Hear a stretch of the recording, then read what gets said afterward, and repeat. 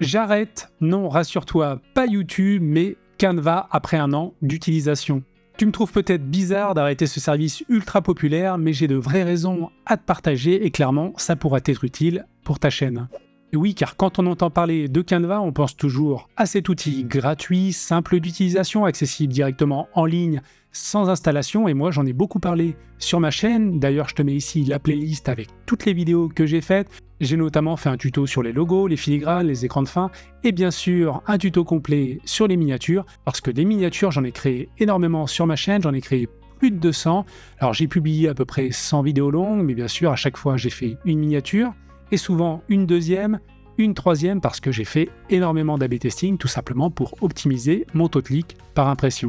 Et aujourd'hui, j'ai une vraie maîtrise, une vraie expertise sur l'outil, après toutes les miniatures créées, et à mon niveau, je peux clairement que te recommander à toi, sur ta chaîne, d'utiliser Canva, surtout quand tu débutes, pour créer de belles miniatures qui amènent du clic et donc des vues. Et c'est ce que j'ai fait au départ. Quand je me suis lancé, j'ai directement utilisé Canva, cet outil ultra populaire, et j'ai petit à petit commencé avec un taux de clic pourri à moins d'1%, et je l'ai multiplié par 7 jusqu'à atteindre aujourd'hui 6% en moyenne sur ma chaîne, et c'est vraiment pas mal vu mathématiques.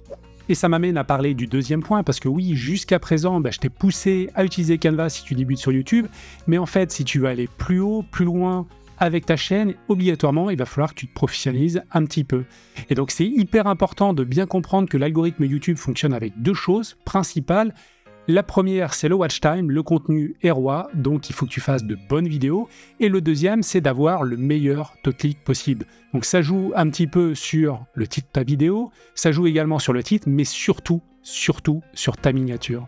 Et vis-à-vis de ce constat, tu as 2 possibilités, tout simplement. Soit tu te formes à un outil professionnel comme Photoshop pour faire tes miniatures et aller plus loin dans ton taux de clic, soit tu délègues tout simplement la création des miniatures, si ça te fait suer ou si tu manques de temps, parce que si tu veux te professionnaliser, il faut aller grappiller des pourcents sur ton taux de clic.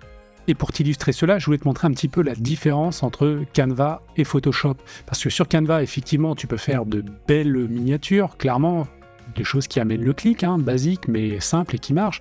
Et si tu vas sur Photoshop, tu peux faire clairement des choses différentes, ce que j'appelle des œuvres d'art. Et si je te prends pour exemple ces 2 miniatures, voilà celle-ci d'Inoxtag qui est sublime à mon sens. Attends, je vais enlever le cadre bleu, voilà. C'est super beau, voilà, tu vois les graphismes, tu vois la texture des visages, les couleurs, voilà le jaune qui va avec le bleu. Tu regardes la portière du van derrière, tu as une incrustation d'un paysage. Clairement, avec Canva, tu ne pourras pas faire ça. Et ça, c'est des petits plus, clairement, sur tes miniatures qui vont te permettre d'avoir plus de vues. Et l'autre miniature, c'est celle de Squeezie avec Big Flo et Oli. Celle-ci aussi, elle est sublime, tu as de belles couleurs, tu sens que tu es intrigué, tu as envie de cliquer sur cette vidéo, tout simplement. Et je veux revenir sur l'effet d'un bon taux de clic pour ta chaîne YouTube. Alors, j'en ai déjà parlé la semaine dernière, mais je vais revenir dessus vraiment pour insister, parce que c'est vraiment hyper important. Tu as un double effet, parce que si tu améliores tes miniatures, tu auras un effet direct.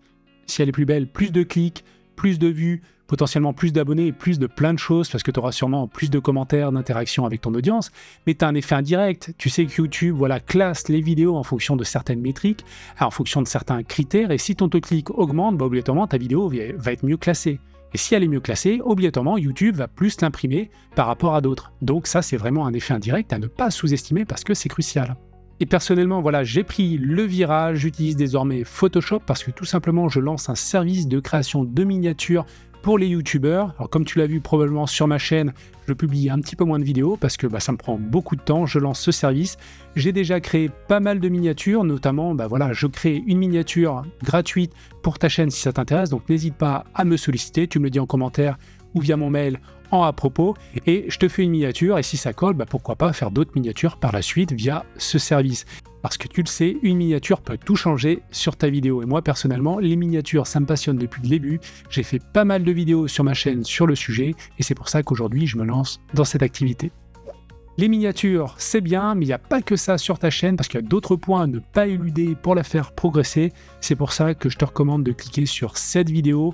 Je liste 17 hacks, 17 astuces à bien connaître, bien comprendre et à appliquer sur ta chaîne pour faire un maximum de vues. Donc je te dis à tout de suite, de l'autre côté, si tu cliques.